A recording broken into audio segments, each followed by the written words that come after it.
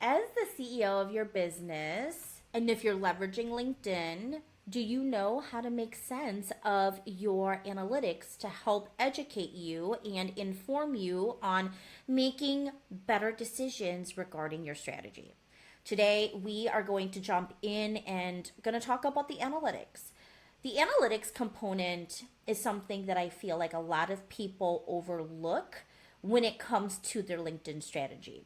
Now, specifically speaking, not only do most people overlook the general analytics to the effectiveness of your attraction marketing content, but they really don't know and overlook the LinkedIn newsletter analytics. So today we are going to cover LinkedIn analytics specifically around newsletters. So I'm going to go to my notifications because I just got a notification that my newsletter got 5 new subscribers this week. And so I'm going to take a look at how it's performing. Now, a couple things for you guys to think about when you are analyzing your newsletter. Number one is really thinking about what is the intention of you writing a newsletter? Is it for increased credibility or is it for increased visibility? Which one is it? Now, you could probably have a lot more intentions with your newsletter, but at the end of the day, when I think about leveraging LinkedIn newsletters, I think about, does it help me to be the go-to industry expert? And am I going to be able to be seen by more people, more eyes? Obviously. So I'm looking for increased credibility as well as increased visibility. So let's jump right into the newsletter analytics. Now, I write and I publish my newsletter twice a month. So it's every other week. This Monday, today is Monday, and today is the off Monday. So I published my last newsletter last week. Okay, so this is analytics from the past 7 days. Now, based just simply from this date and time or this time frame, I got 5 new subscribers. Okay, but this is where I want for us to look is the trends. Now, in case you're unsure of how LinkedIn identifies or defines article views versus subscribers, you can click this little question mark and it will go ahead and help define this for you. Now, I do want to call out a couple things here for you, specifically the article views. So let's just read the definition of that together. Article views is the number of times within the selected date range a member clicked on one of your newsletter articles to view it on the article page or viewed it in a newsletter email. Article views from organizations are not included. So what does this mean? This means that the analytics, number one, in general, is anecdotal. It's giving you a cumulative view, right? So it's not like I can say, oh, hey, all of these analytics is tied to the newsletter that I wrote last week. That's not necessarily true because as you can see here, it is any number of times in which is within this time frame, which is the last 7 days, in which someone clicked on any of my news articles. So that could have been last week's, 2 weeks ago, 4 weeks ago, that kind of thing. Okay, so this is just giving you an idea of the activity, the clicks, the total clicks that's happening. Okay. And so that's the thing that I want for you guys to understand, okay? But it's all really great information. Secondarily here, the piece here where I say a lot to people, when people ask me, Molly, why do you recommend that people start a newsletter? I say this piece because it's true. Growing your LinkedIn newsletter subscribers is, number one, a lot quicker and way more organic than you would be able to do with your traditional newsletter within your company. It's just, people see newsletters here as credible sources, and so more and more people are willing to subscribe versus, as you guys know, you all know what it's like. In order to have someone sign up for your email, you either have to do a freebie or you got to do an email sign up or something like that. And a lot of times people now more than ever are really, really hesitant in trading their email addresses for something that could be a spamming situation.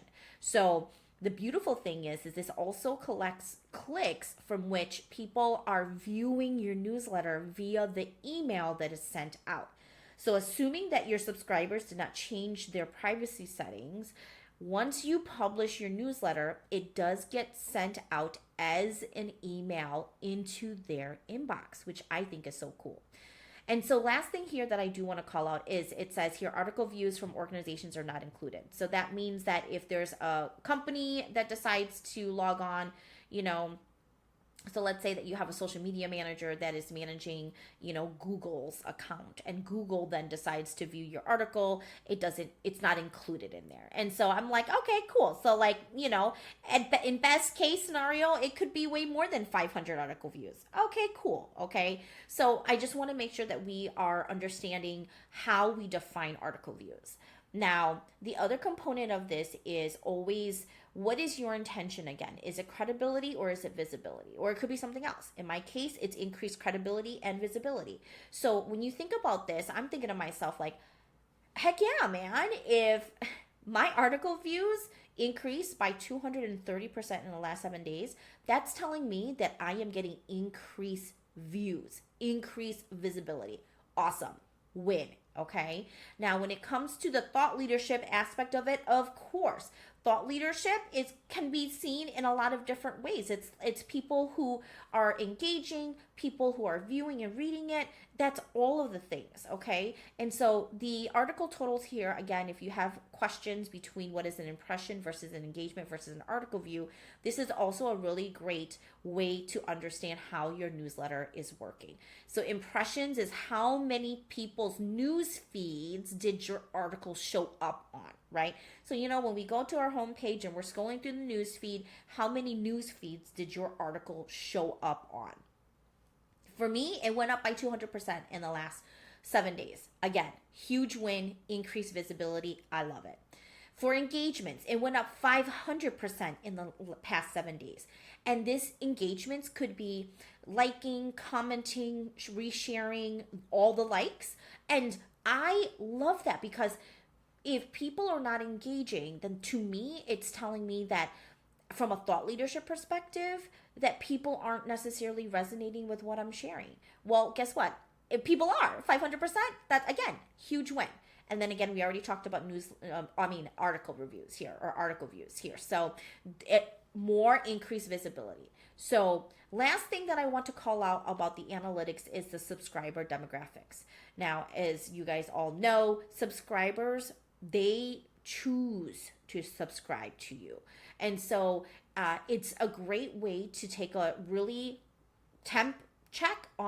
awesome temp check on who are all my subscribers. And of course, because I'm all about helping you guys monetize your LinkedIn presence, most of this should be your ICAs. It should be made up of your ideal clients.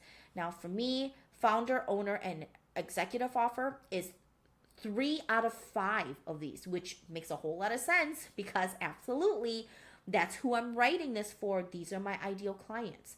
Career coaches, leadership coaches, executive coaches, people in the online business space, other type of coaches.